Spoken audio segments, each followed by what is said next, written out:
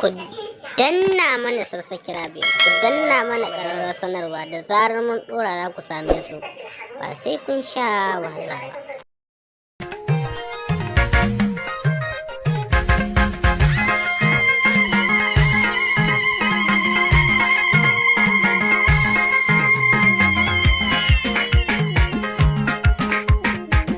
Bashir na fito yau domin farin ciki, aure na so da kauna yau Rabiya na fa, Ishaqa ya zamanto ango na Fazuma.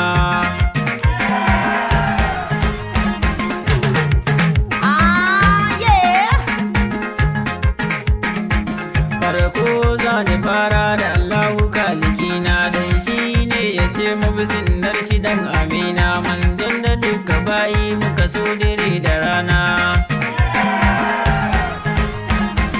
Allah Ubangiji na ka da ɗan dubun basira, dan ɗaha shugabana wanda shi nike yi wa salati a rayuwana.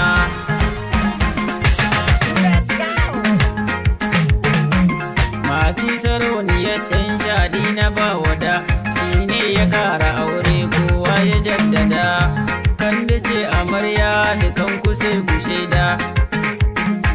Wata ranyi inda ranmu za mu gayyace ku suna.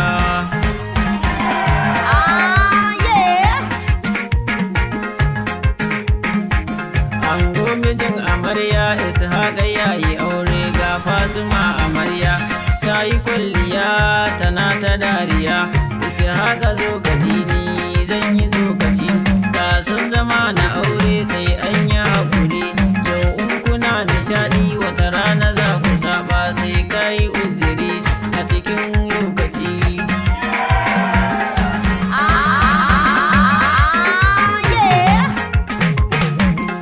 Wani gida Ubeda haƙuri zani baki, sunan kina faɗa uziri za ki yi.